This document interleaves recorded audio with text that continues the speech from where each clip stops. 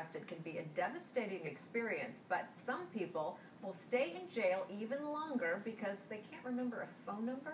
Consumer Bob says this is basically a sign of our modern times. Yes, it is, and this surprised me. Listen to this. You know, for people trying to get out of jail, one of the first things they'll need is a phone number. Problem is, with cell phones and speed dial, many people don't memorize phone numbers anymore, and that can mean more hours or days behind bars. The closing of a jailhouse door, a chilling sound to an inmate, but some may be stuck in here longer than they want because they cannot remember a phone number. I've been getting calls every night, usually between midnight and 7 a.m. Wendy Zamet is a bail bond woman. The first question I ask them is, do you have a phone number of somebody I can call that can help you?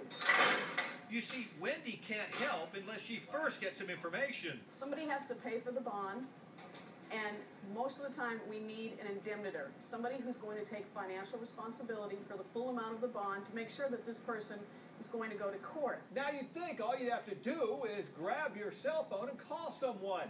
But remember, when you're behind bars, you don't have your cell phone.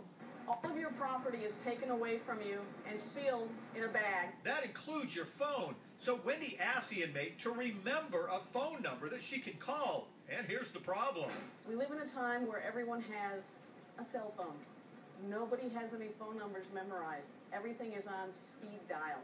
And so nobody has any numbers that they can give me, and that causes a huge problem. No numbers, no financing, no quick chance of getting out of jail. If you don't have any phone numbers, you may as well plan on hunker down because you're going to be here a while. Remember, a bail bondsman's like a bank, and they usually don't hand out money unless you have something to back it up. They need someone on the outside to back up the bond. Unless you can give them a phone number, it's going to be a long night.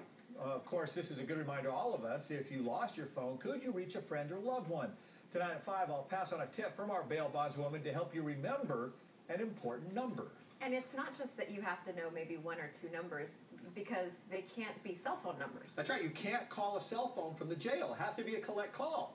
And so that's another thing. It not only has to be a number you've memorized, but one that's a landline, someone, a loved one, a family member who can accept a collect call. So it's an interesting thing you don't think about. She says 7 out of 10 people who call her can't remember a phone number. Oh. Some have been drinking, some are anxious. You know, maybe they'll remember one eventually. But it's bad news. So if you have any tips out there or have thoughts on this, you can reach me here at NBC 739. I'm Consumer Bob at NBCUNI.com. That's Consumer Bob at NBCUNI.com. And the best advice tonight, don't drink and drive. Don't be in that situation. Absolutely, yeah. Don't even get yourself